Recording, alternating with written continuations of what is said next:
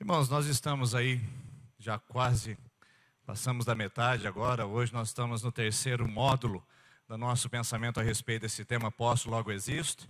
Semana que vem nós vamos falar pela última vez sobre esse tema. E eu quero agradecer a sua presença aqui essa noite. Existiam algumas pessoas durante a semana perguntando se tinha que reservar lugar na frente para a esposa. Tinha esposa querendo reservar lugar na frente para o marido. Já que vamos falar de um tema tão importante para o relacionamento conjugal.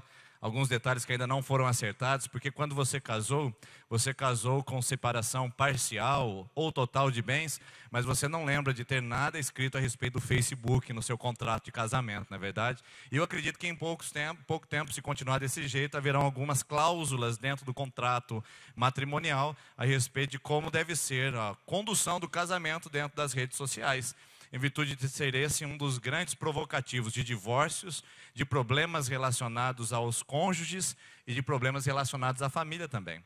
Por isso que nós achamos fundamental falar um pouco sobre esse tema que nós estamos aqui abordando, do Posso, Logo Existo, falando a respeito das mídias sociais. E hoje nós vamos falar sobre o Facebook, que tem como princípio a curtição e o joinha, um ícone muito conhecido e famigerado no nosso meio, curtir.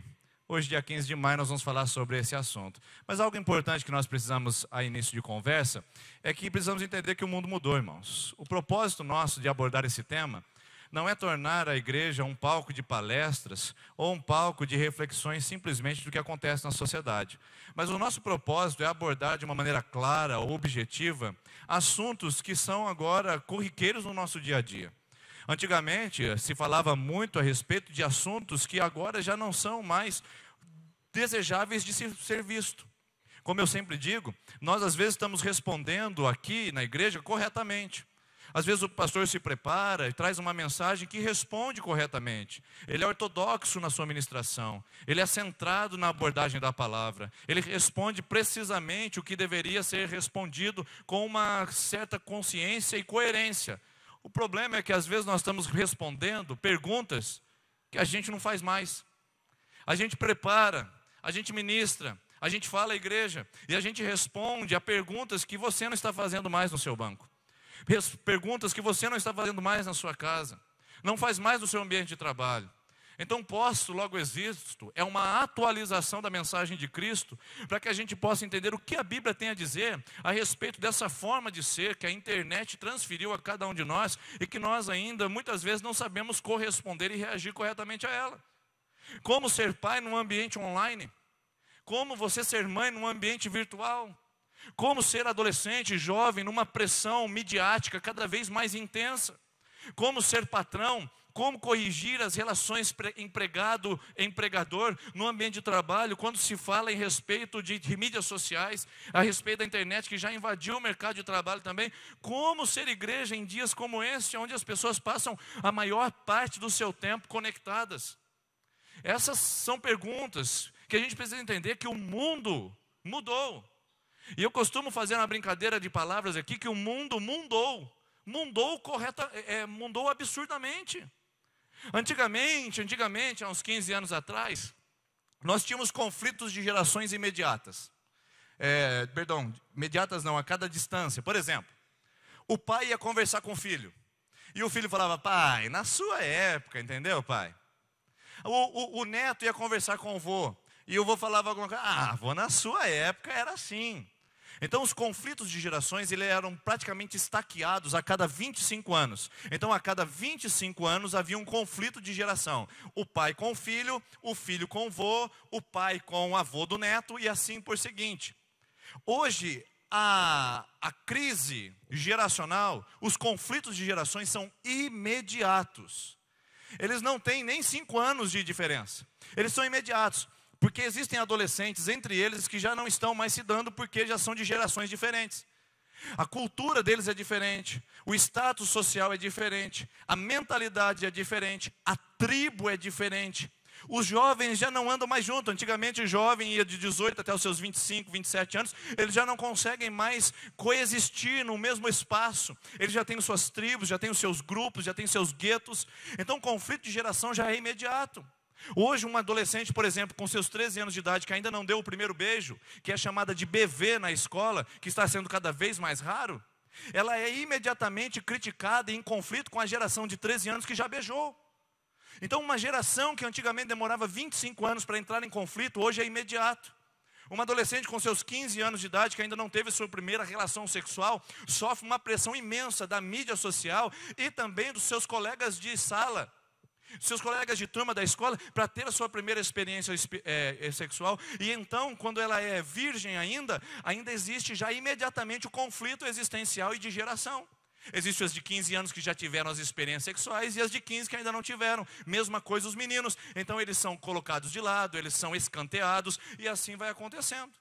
O mundo mudou, as gerações mudaram. Não se pensa mais como se pensava com a cabeça dos nossos pais.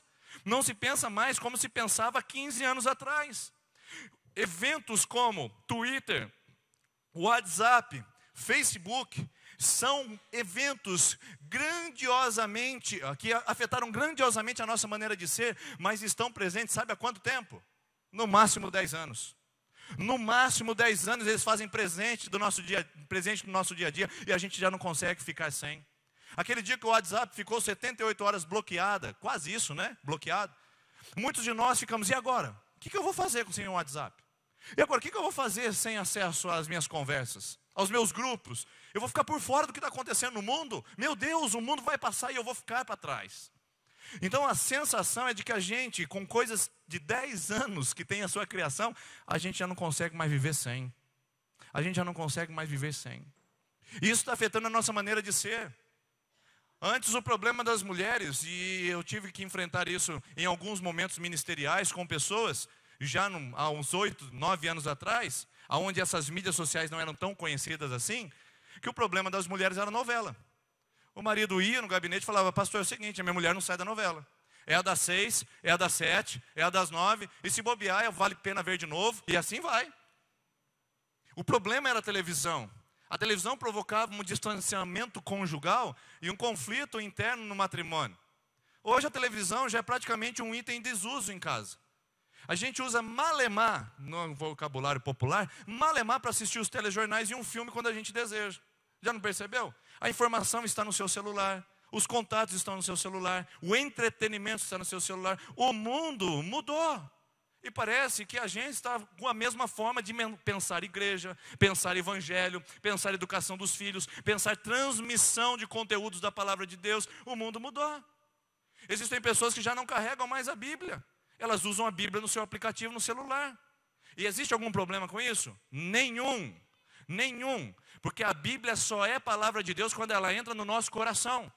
Ela num livro, ela não tem utilidade. Aberta no Salmo 91 não faz o fundamento. Agora o importante não é você ter uma Bíblia de papel e desfilar para vir na igreja e não lê-la. E também ter uma Bíblia em seu aplicativo no celular e não ler também é um absurdo. Seja no aplicativo ou seja no papel, o importante da Bíblia é ler. Então a igreja mudou, os adolescentes mudaram, a forma de pensar mudou. Antigamente, quando você saía para a igreja, você saía com um livro preto embaixo do braço, o desodorante dos crentes, e andava com ele se exibindo na cidade. Hoje você sai na igreja, para a igreja dar da mão com a sua esposa, segurando a mão dos seus filhos, no máximo carregando alguma coisa nas suas mãos, geralmente o seu dispositivo eletrônico. Então qual o problema disso? Nenhum. O problema é abandonar a Bíblia. Esse é o problema. E o importante da Bíblia de papel é que ela nunca acaba a bateria. O Bíblia de papel você pode rabiscar, rascunhar, voltar, você pode grifar o que você quer. Então nós sugerimos, não abandone a sua Bíblia de papel, mas não tem nenhum problema você abrir o seu dispositivo eletrônico e acompanhar a leitura da Bíblia conosco aqui. O mundo mudou. Agora, o problema de o mundo ter mudado, porque você acha que todo mundo sempre teve a Bíblia em suas mãos? Claro que não. Aí teve uma época que a Bíblia foi pergaminho, foi lida apenas por santo, mudou e a Bíblia chegou nas suas mãos em versão do homem, da mulher, do adolescente, do jovem, do empresário, do pastor, do ministro, do líder, do endividado e tudo mais, né? Tem Bíblia de tudo quanto é versão.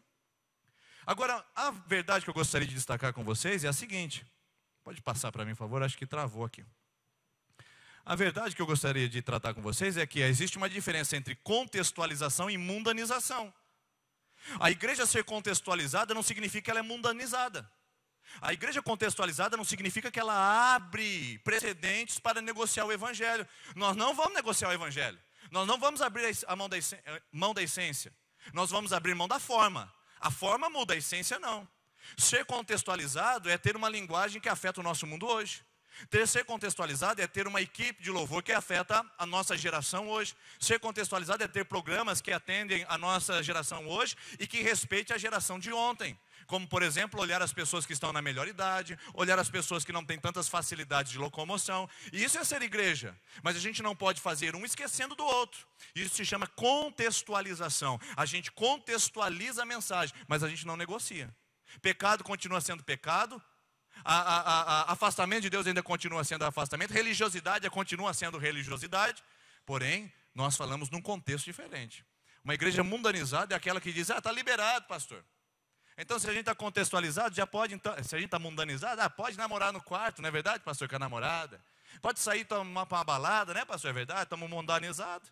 Pode ir tomar um goró, pode tomar uma cachaçada, pode, pastor, está liberado. Não é verdade. Igreja contextualizada é diferente de igreja mundanizada. A mundanizada absorve os valores do mundo e emprega na igreja. A contextualizada, ela age no contexto do mundo para transformar a sua realidade. Então o importante é sermos uma igreja relevante, que tem uma mensagem para essa geração aí fora. Que amanhã você volte para o seu trabalho e tem uma palavra importante para dizer para quem trabalha ao seu lado. Que você tem uma vida relevante na sociedade em que você está. Irmãos, cansado de religião, cansado de religiosidade, cansado de ficar tratando de crentes que não amadureceram e não cresceram, e que ficam ainda olhando para as suas mesmices no seu umbigo. É importante abrir o horizonte, olhar e ver o que está acontecendo no nosso entorno. Eu acho muito interessante uma palavra que está nas Escrituras Sagradas que fala sobre os filhos de Issacar. Os filhos de Issacar, eles eram os mais nobres de todos, porque eles sabiam ler os tempos e falar a Israel o que eles deveriam fazer. Ler o contexto, ler o momento e saber falar a respeito disso. Portanto, a internet, as redes sociais hoje são o maior desafio que se apresenta para você como pais, para vocês como pais, para nós como igreja, para nós como trabalhadores, como cidadãos. Não dá. Mudou o mundo. As coisas são diferentes. E o que significa isso? Significa que a internet está redefinindo o homem e reestruturando a sociedade. A sociedade se reestruturou e o homem é diferente porque a internet chegou e ela chegou para mudar os nossos conceitos. Portanto, eu gostaria que você abrisse o filtro, que você abrisse a sua mente e pudesse pensar um pouquinho mais longe como igreja, sair do gueto, sair do bairrismo e começar a pensar em termos de contexto. Como a gente pode ser uma igreja que tem uma mensagem para uma geração que mudou diante do advento, da chegada da internet. Adolescentes que simplesmente já não saem das suas conexões, crianças que já estão falando com estranhos na internet. Você lembra quando você falava para o seu filho: filho, vai na padaria, mas não fala com estranho. Lembra quando você falava isso? O estranho está dentro da sua casa, na página da rede social que o seu filho já tem com 11, 12 anos de idade. O estranho já chegou na sua casa. Então a maneira antigamente de prevenir os nossos filhos de um pedófilo, de uma pessoa mal intencionada, era a orientação: não fale com estranhos na rua. Hoje tem que mudar, porque o seu filho nem na rua sai mais, por causa da criminalidade, por causa da rotina muito intensa dos pais. Agora o estranho está entrando na sua casa. O estranho não passeia na rua, o estranho entra na sua casa, nas redes sociais. Eu não tive tempo aqui de poder passar um vídeo de 7 minutos, que tomaria muito tempo aqui, mas vale a pena você entrar na internet e procurar o vídeo, Os Perigos da Rede Social. E você vai encontrar um vídeo de uma emissora americana que fala de filhas. Eles fizeram uma armadilha para alguns filhos. Chamaram os pais e falaram: pais, você acredita que a sua filha pode se encontrar com um estranho com 12 anos de idade? De maneira alguma. Você acredita que a sua filha pode levar um estranho para dentro de casa quando você não está lá? De jeito nenhum. Eles colocavam os pais na van e um menino entrava em contato na rede social com ela, como um estranho. E começava então a abordar, até que ele marcava um encontro com aquela filha. Quando ele marcava um encontro com aquela filha daquele casal que estava na van, marcava geralmente num lugar aberto, e aí ia no parque, a hora que ela chegava, ele ia abraçá-la, os pais chegavam junto, chorando, desesperados, porque não imaginavam que os seus filhos eram capazes de fazer isso. Não seja inocente. Eu sei da educação que você deu ao seu filho, eu sei dos cuidados que você toma na sua casa, mas nós não podemos nos iludir, achando que a nossa casa está protegida apenas com uma boa educação e não tivermos um bom critério de averiguação, de cuidado, de sondagem do que os nossos filhos estão acessando, vendo e observando. Chama de estranho para dentro de casa através da rede social. Hoje o mundo mudou porque os pais não têm mais tempo para relacionamento real. Eles vivem no WhatsApp. A produtividade caiu nos estudos, no trabalho. As pessoas não produzem mais. Acesso a fontes variadas de informação, imediatamente na palma da mão. Então tudo mudou. O problema é que nós nunca vimos uma geração tão vidrada em internet, porque nunca houve a internet na história. Nós somos a primeira geração da internet, pessoal, e nós estamos fazendo o pior uso que poderia se ter dela, porque hoje é mais ou menos essa visão que nós temos do ser humano. A condição que nós estamos é essa. Se a gente não tem um Google para acessar, eu estou sem informação. Se a gente não tem um Facebook, eu estou sem informação. Se a gente não tem um YouTube para averiguar alguns vídeos, nós estamos totalmente alienados do mundo. Hoje nós somos internet dependentes da vida. Quando a conexão cai, inclusive as pessoas falam que quando um velhinho caía, a gente ria. Quando uma criança caía, a gente ria. Quando nossos pais caíam, a gente ria. Quando a internet cai, a gente fica desesperado, né? Mudou o conceito de cair. Caiu a internet é desespero. Tem um problema na torre é desespero. Porque nós ficamos totalmente dependentes disso. Agora, a verdade é que nós estamos vendo problemas que é do homem Google. Você é a mulher Google, eu sou o homem Google, nós somos a geração do Google. Tudo muda para esse homem, tudo muda para essa família, tudo muda para essa igreja, muda para essa sociedade. Enquanto nós falamos aqui, o culto está sendo transmitido ao vivo pela internet.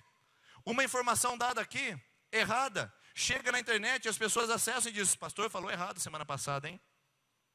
É isso, o mundo mudou. E o homem Google é diferente. Agora, veja só, alguns dados estatísticos sobre a nossa internet nos dias atuais.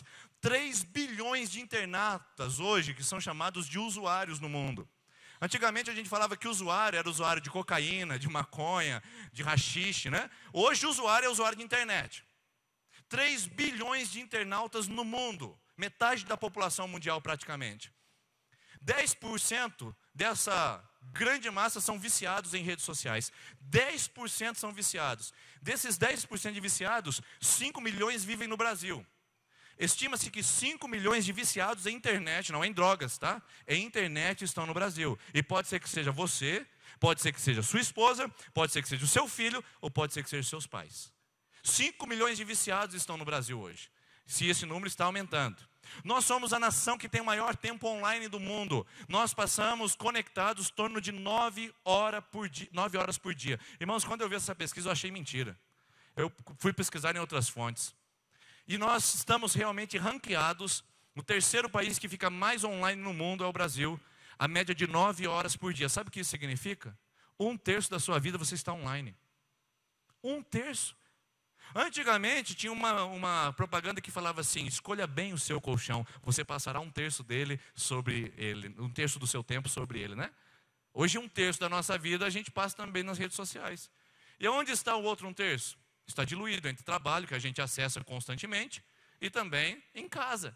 E o tempo da família, o tempo da igreja, o tempo de oração, e o tempo da leitura da palavra. 9 horas por dia a gente passa conectado. É óbvio que você não fica 9 horas ininterruptamente, mas você fica 3 horas no trabalho, 3 horas de manhã, 2 horas antes de dormir, e isso já vai perfazendo esse total. A média do brasileiro é 9 horas por dia conectado. 53% das crianças têm rede social. Não vou nem perguntar para você não passar vergonha aqui essa noite. Irmãos, é um absurdo crianças menores de 13 anos ali terem um Facebook, porque isso não é permitido por lei. O Facebook não está autorizado a aceitar menores de 13 anos. É imediatamente bloqueado. Só que o que eles fazem? Mente a idade. E aí começa um processo. Eles mentem a idade e vão falar com uma geração que já está avante deles. Eles mentem a idade, mente o perfil, mente a casa, mente o biotipo, mente tudo. Então uma criança de 12 anos de idade rapidamente fica loira, alta, de olhos azuis e tem 21 anos cursando direito. E isso não é mentira. E é o que acontece. 53% das crianças, eu espero que seu filho não esteja nisso. 53% das crianças têm redes sociais. Isso é um absurdo. Porque eles não têm maturidade o suficiente para poder lidar com isso. E eu acredito que nem muitos dos nossos adolescentes podem fazer isso. Inclusive nem muitos dos nossos adultos também. Agora, um dado mais alarmante é que 23% das crianças que têm rede social sofrem cyberbullying. Cyberbullying é uma forma de você afetar a identidade de uma criança. Então eles sofrem algum tipo de bullying cibernético, inclusive abusos, inclusive investidas de pedófilos nessa área. 23%. Então, de cada 10 crianças, 5 têm rede social. De cada 5 crianças, 2,5 têm sofrido cyberbullying. Tem contato com estranhos e tem sofrido todo tipo de chacota dentro das redes sociais, se sentindo desconectado da realidade. Isso é sério, irmãos. É sério porque mostra a nossa maneira de viver hoje.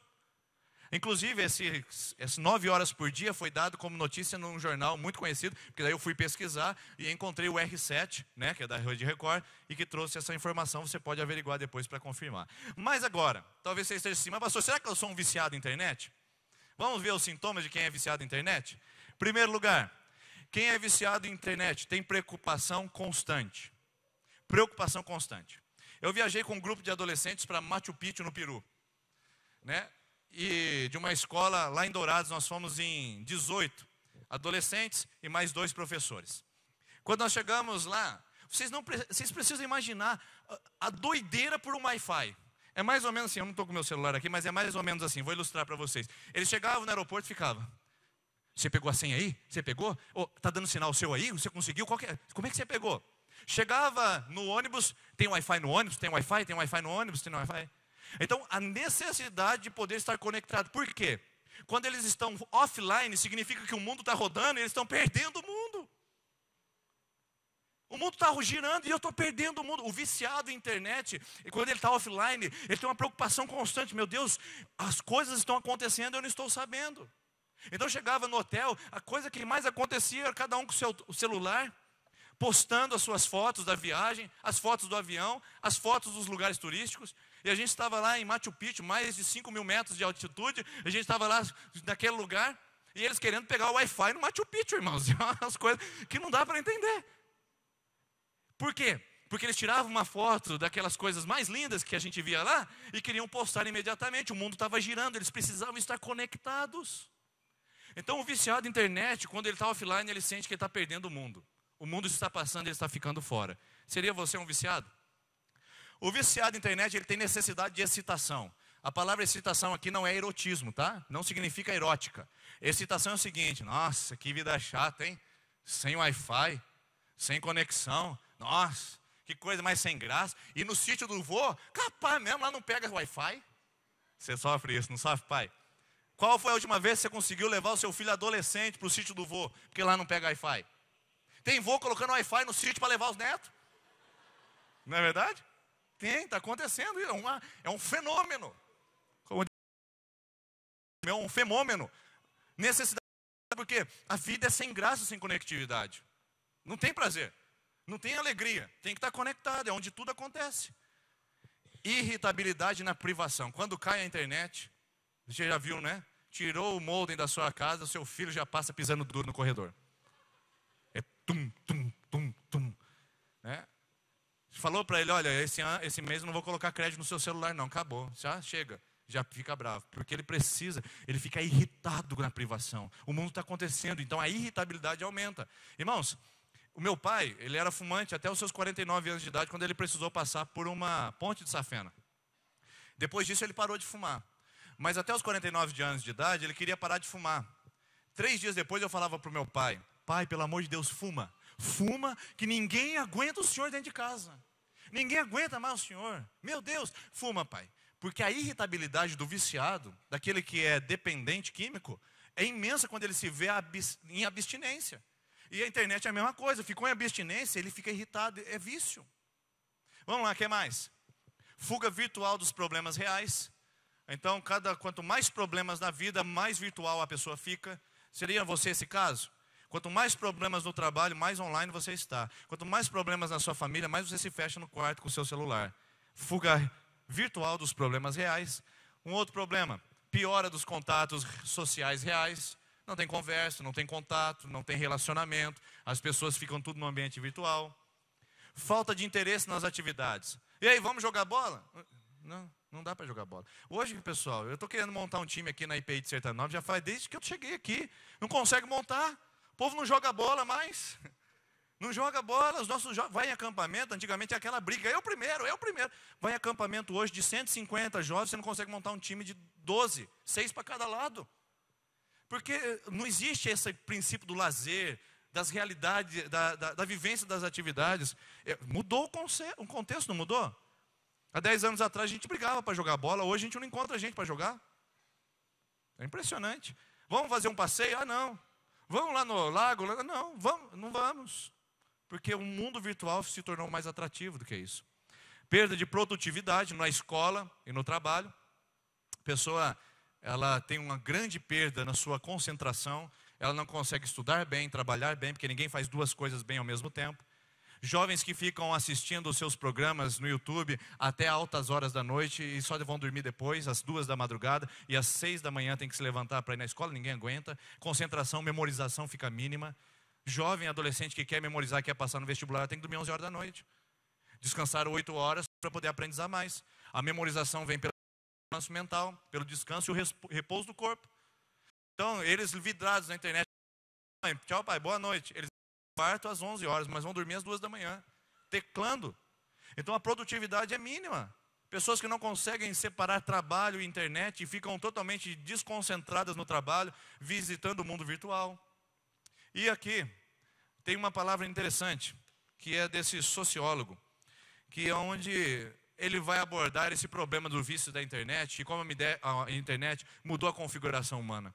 Ele tem vários livros onde ele fala modernidade líquida, amor líquido, sociedade líquida. E ele vai abordar de que tudo nós, sociólogo polonês, Zygmunt Bauman, ele vai falar que tudo no nosso resultado hoje, ao redor de nós, é líquido. Nada é sólido mais, tudo é passageiro, descartável, nada é sólido. As pessoas trocaram as coisas sólidas pelo que é líquido, rarefeito e passa rapidamente. Então, o problema que nós estamos vendo aqui é que a nova configuração social alterou os nossos relacionamentos. A internet nos aprisionou numa forma de ser, e de forma de ser inclusive na igreja, que está aprisionando os nossos relacionamentos. E a nossa forma de identificar-nos e de ter a nossa identidade bem estabelecida. Vamos ver se dá para ver aquele vídeo do Zygmunt Bauman? Vamos ver se dá para a gente assistir ele aí. Teve um probleminha na legenda, o Gabriel fez um esforço, baixou ele dublado, vamos ver se dá certo. Preste atenção nas palavras do Zygmunt Bauman falando sobre o Facebook.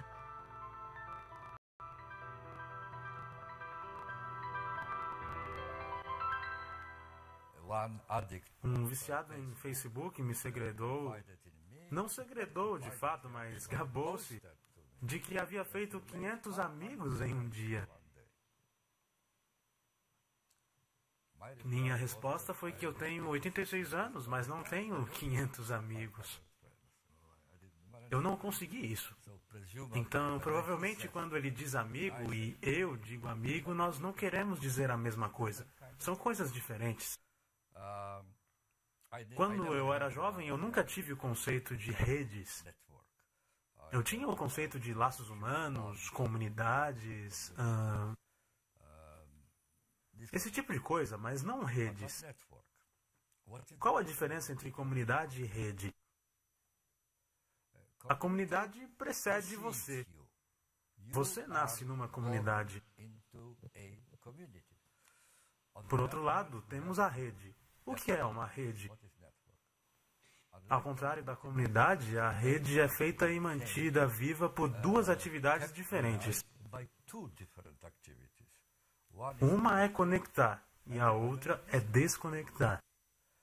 E eu acho que a atratividade do novo tipo de amizade, o tipo de amizade Facebook, como eu chamo, está exatamente aí. Que é tão fácil de desconectar. É fácil conectar, fazer amigos, mas o maior atrativo é a facilidade de se desconectar. Imagine que o que você tem não são amigos online, conexões online, compartilhamento online, mas conexões offline, conexões de verdade, frente a frente, corpo a corpo, olho no olho. Então, romper relações é sempre um evento muito traumático. Você tem que encontrar desculpas, você tem que explicar, você tem que mentir com frequência. E mesmo assim, você não se sente seguro, porque seu parceiro diz que você não tem direitos, que você é um porco, etc. É difícil. Na internet é tão fácil, você só pressiona delete e pronto. Em vez de 500 amigos, você terá 499. Mas isso será apenas temporário, porque amanhã você terá outros 500. E isso mina os laços humanos.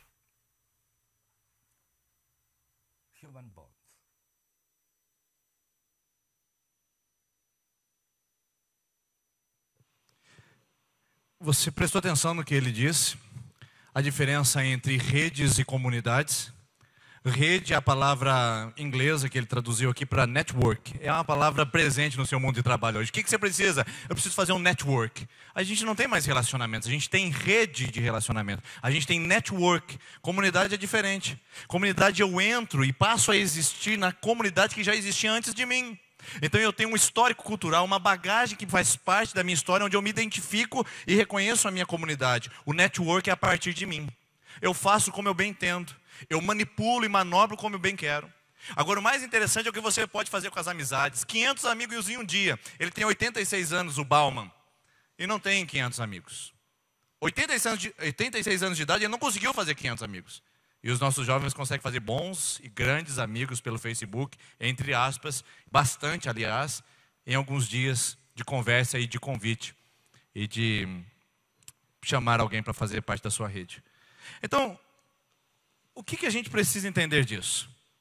O principal elemento dessa mudança social, da sua casa, na minha casa, nas nossas famílias, na nossa cidade, na nossa igreja, embora sejamos uma cidade de 20 mil habitantes, a gente não está preservado disso e imune a isso, já chegou em Sertanópolis, o principal elemento é que o Facebook, ele mudou a nossa maneira de coexistir com a vida, de coexistir com as pessoas. Então o que a gente percebe no Facebook é que ele trouxe em si um novo modo de existir que está afetando você. Quer você queira, quer você não. Você imaginava que o seu filho era rebelde, você imaginava que o seu pai ele era atrasado, você imaginava que os seus avós... Mas a verdade é que o Facebook mudou nossa cabeça em muitas áreas. Por quê? Conjugando o verbo Facebook é assim: eu posto, tu comenta, ele curte, nós compartilhamos, vós publicais, eles riem e ninguém trabalha. Hoje a gente vive em função de curtir, de comentar, de postar, de ser visto, de ser percebido pela realidade. Agora, vamos saber um pouquinho da história, que fica legal, algumas curiosidades sobre o Facebook. Ele foi fundado em 2004 por Mark Zuckerberg. Zuckerberg, ele tinha 19 anos e estudava na Universidade de Harvard, lá nos Estados Unidos. E olha que interessante, com 19 anos de idade, ele funda o Facebook. E então, ele começa a expandir a sua rede de relacionamentos. O Mark Zuckerberg, como muitos pensam, não é formado em ciências da computação e programador apenas. Ele é formado em psicologia. Então, por trás da programação do Facebook e desse programa que afeta a nossa vida, existe uma ideologia psicológica. Existe algo que o Mark Zuckerberg conseguiu avaliar muito antes do que você, do que eu. Porque ele entendia de programação de computador, mas também entendia de programação da alma do ser humano. Ele sabe o que o ser humano gosta, ele sabe o que o ser humano quer, ele sabe o que deixa o ser humano feliz. E então, o Mark Zuckerberg, ele faz uma programação do computador para atingir a programação da nossa alma. Como psicólogo, ele entende que nós somos vidrados e afetados diretamente. Agora, o Mark Zuckerberg é o bilionário mais jovem do mundo. Aos seus 20 anos de idade, ele já era bilionário. E hoje, por mais de seus 30 anos de idade que ele já tem, agora ele está com 32 bilhões de dólares na sua conta. 32 bilhões de dólares, com 30 anos de idade. 1/6 das pessoas do mundo são usuários do Facebook. Cada 6 pessoas no mundo têm o Facebook como sua rede social. 65% das usuárias do Facebook são mulheres, né? Dada a sua necessidade também de comunicação. O principal público está entre os 18 a 25 anos. O principal público, a maior parte do seu público. 64% dos usuários visitam diariamente. E aqueles que têm celular visitam mais do que 2 vezes por dia o seu Facebook. 64% visita todo dia o Facebook, para ver quais são as últimas. O usuário tem em média 338 amigos. Você tem 338 amigos? Está fora, hein? Está fora da média. Em média, nós temos 338 amigos. O usuário também é responsável por 1 a cada 3 divórcios. Desculpe, o Facebook. Uma pesquisa americana diz que 1 a cada 3 divórcios são causados pelo Facebook. Por quê? Porque naquela puladinha de cerca que ele não deixava vestígios, agora ele deixa mensagem, ele deixa links, ele deixa resquícios, ele deixa rastros no seu próprio computador e é pego em flagrante. Então, o Facebook trouxe o lixo para fora de muitos maridos e esposas e expõe agora um caso de divórcio. A cada 3 divórcios, 1 é causado, não é causado, mas é revelado através do Facebook. Contatos com mulheres e outras coisas mais que aparecem a partir do Facebook. 90% das prostitutas têm o Facebook. 90% numa pesquisa diz que as prostitutas têm, porque é a sua maneira de fazer a propaganda de si próprio. Olha só que interessante. Estudantes que acessam menos têm notas maiores. Então, seu filho deixar de acessar o Facebook vai melhorar a nota dele. É o que a pesquisa diz, eu acredito também. Quem acessa menos o Facebook trabalha mais. Quem acessa menos o Facebook tem notas melhores. E não é só isso, pessoal. O que está por detrás são os bastidores. E o que acontece nos bastidores do Facebook? Primeiro, no Facebook você pode curtir. E o Mark Zuckerberg, o idealizador do Facebook, ele conseguiu entender que a gente adora ser curtido. Ele entendeu que a gente adora o senso de aprovação e o reforço positivo da nossa identidade. Então ele, baseado na teologia comportamentalista de Skinner, um psicólogo dos Estados Unidos, que também foi professor em Harvard, que fazia pesquisa com ratos e observava o comportamento dos ratos, o Skinner fazia assim, colocava um ratinho dentro de uma caixa, conhecido como caixa de Skinner, e ele colocava um dispositivo para o ratinho apertar e sair água. Então ele deixava o rato com muita sede. Até que o rato tivesse sua sede, ele batia naquele dispositivo e saía a quantidade mínima, só para saciar a sua sede. Então ele batia uma vez, saía água, batia 2 vezes, saía água. Na terceira vez o Skinner tirava a água, ele batia e não saía. Ele batia e não saía. Daqui a pouco o Skinner colocava água de novo, ele batia e saía. E o que ele entendeu? Que quando nós queremos algo que seja agradável para nós não interrompemos o processo, nós continuamos insistindo, desde que isso aconteça esporadicamente. Olha que interessante. Por isso o fenômeno das postagens no Facebook. Você quer ser curtido. Então você vai lá e coloca, eu, e não sei aonde, né? Eu indo na academia. Aí vai lá e aparece 5 pessoas curtiram. Fala, beleza, curtiram. Aí você coloca, eu passeando com o cachorro, né? Que são coisas hoje interessantes que acontecem. Eu passeando com o cachorro. Aí ninguém curte. Aí você fala, puxa vida, preciso... Em vez de você parar com essa palhaçada, né, me perdoe, você quer investir em outra. Aí você coloca, eu estudando inglês. Aí alguém curte, legal, está estudando inglês, mais 4 curtidas. Fala, opa, beleza.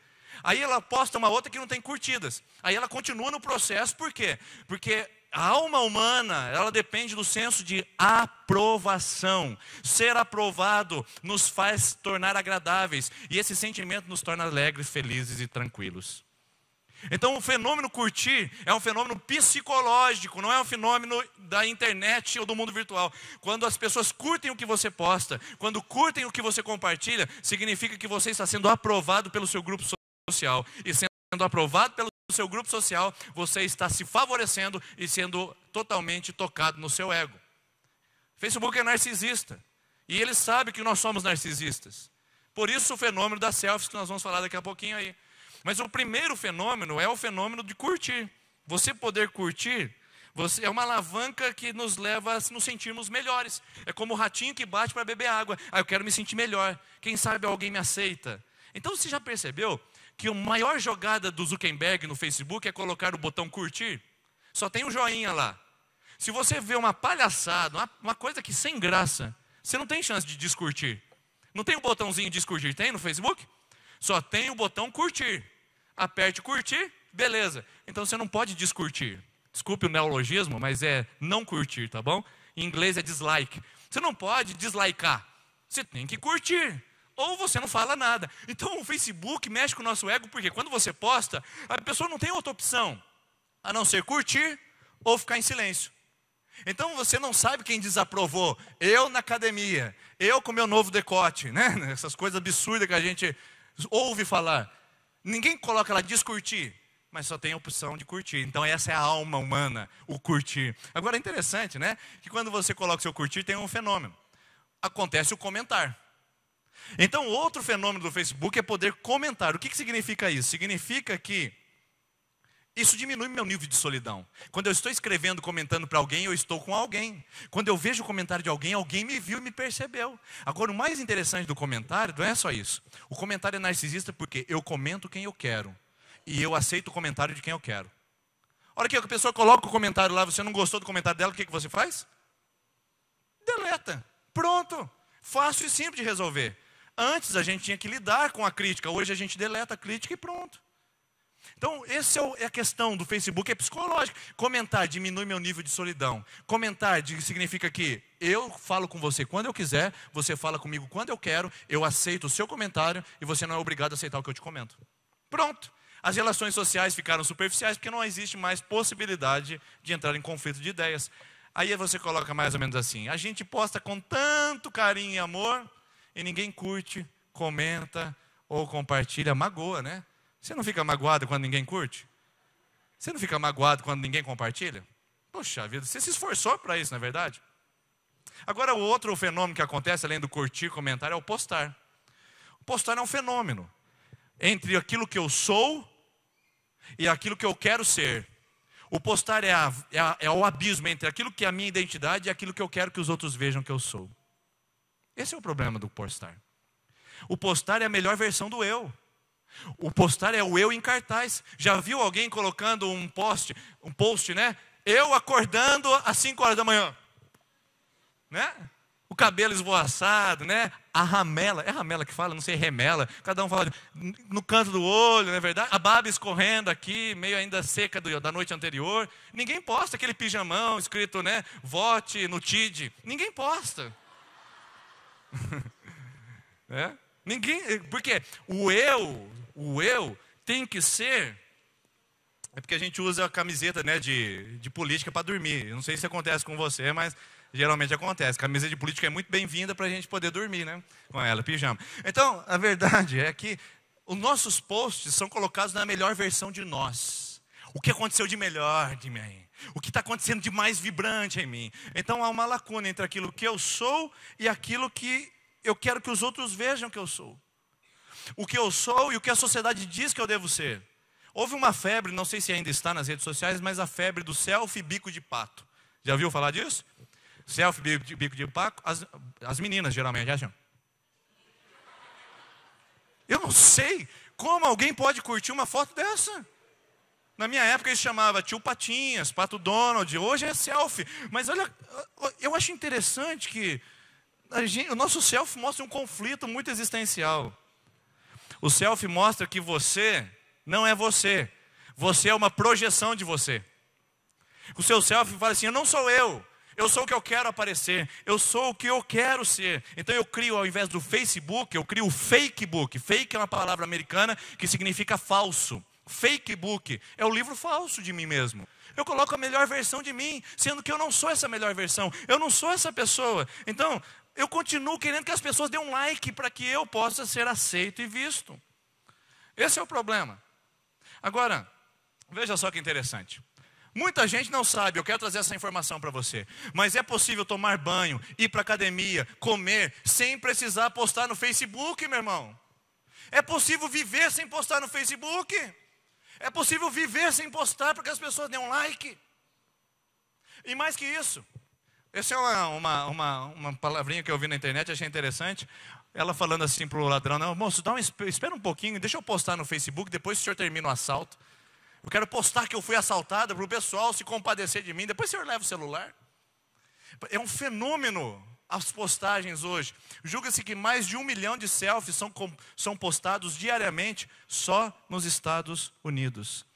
Então, curtir, comentar, postar, compartilhar. O que é o compartilhar? Aqui eu já estou caminhando para os finalmente. Existe uma contradição aqui.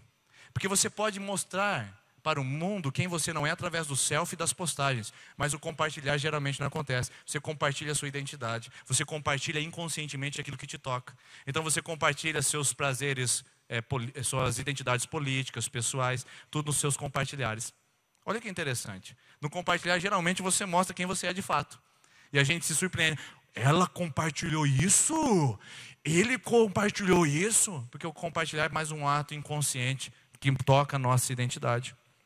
E por fim, o espiar. Você pode ter essas 5 atitudes: curtir, comentar, postar, compartilhar e espiar. E aí, pessoal, é interessante. Porque as pesquisas dizem que as pessoas que espiam o Facebook e não interagem com ele têm mais chance de desenvolver depressão do que as demais. Por quê? Porque ela fica assim, ó, rodando, rodando e vendo. Nossa, ela foi para a praia. Nossa, foi para Miami. Nossa, está namorando ele. Nossa, comprou aquele carro. Nossa, abriu aquele emprego. Abriu aquele trabalho. Nossa, foi contratado naquela empresa. Parece que está todo mundo vivendo. Miserável homem que sou. Todo mundo vive, menos eu. Então, quem relaciona com o Facebook em termos de espionamento, essa pessoa, expiação é outra palavra, né? De espiar, ela tem tendência a gerar a depressão no seu coração, porque a vida está passando para os outros e para ela não, e que não é verdade. O que não é verdade. Agora, o resultado de tudo isso, eu vou encerrar com vocês aqui.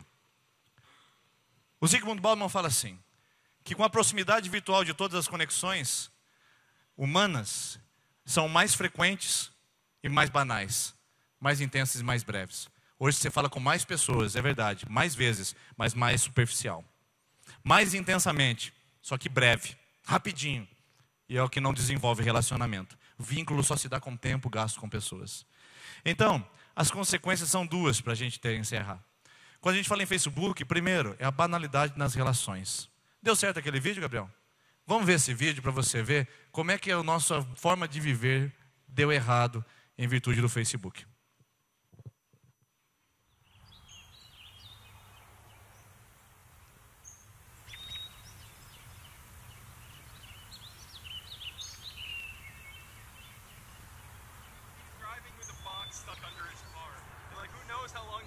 I saw him pull out of the parking lot and turn right, and the box was still stuck under his car.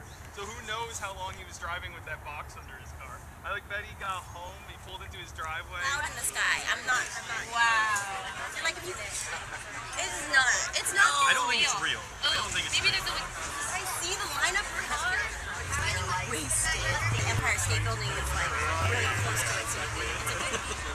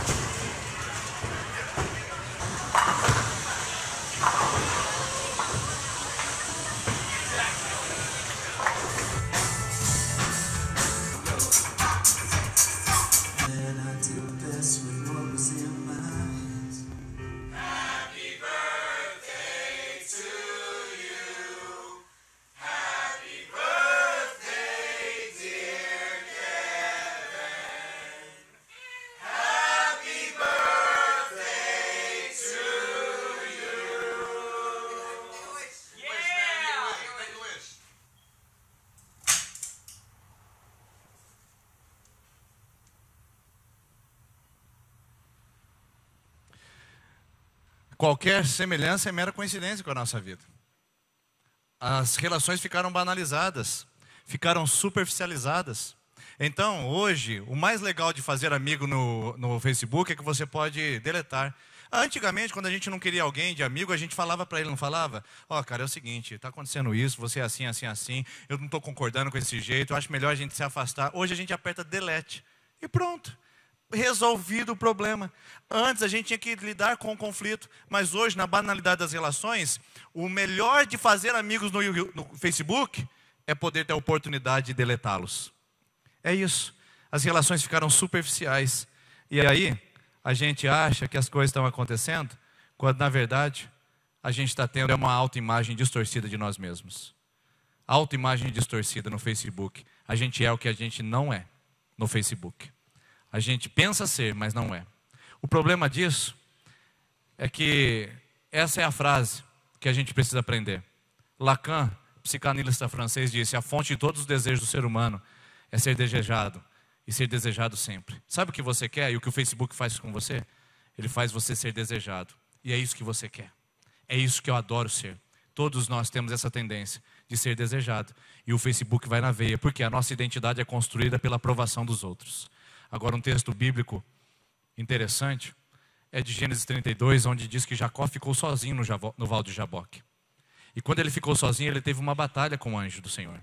E quando ele teve essa batalha com o anjo do Senhor, ele não deixou o anjo subir e falou: me abençoe. E aí, no versículo 27 diz assim, aqui eu encerro. O homem lhe perguntou: qual é o seu nome, Jacó? O anjo que estava lutando com Jacó. E ele disse: Jacó. Então, disse o homem: seu nome não será mais Jacó, mas sim Israel, porque você lutou com Deus e com os homens e venceu. Prosseguiu Jacó: peço que digas o teu nome. Mas ele respondeu: por que você pergunta o meu nome? E o abençoou ali.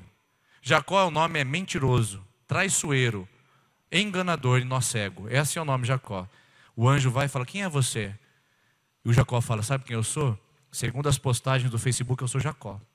É essa identidade que eu criei. É essa identidade, é essa pessoa que eu acho que eu sou. O enganador, um mentiroso e um traiçoeiro. O anjo olha para o Jacó e fala assim: sabe que você não é esse? Você não é essa imagem que criaram de você. Você não é esse selfie que criaram de você. Sabe quem você é? Você é Israel. Você é lutador de Deus. Você não é mentiroso. Você é lutador de Deus. Portanto, a palavra que eu gostaria de deixar com você aqui essa noite é que a sua identidade em Deus vai ajudar você a se preservar dos prejuízos do Facebook. É legal, é bom se conectar, mas não espere ser aprovado pelas pessoas e não espere construir sua identidade através do Facebook.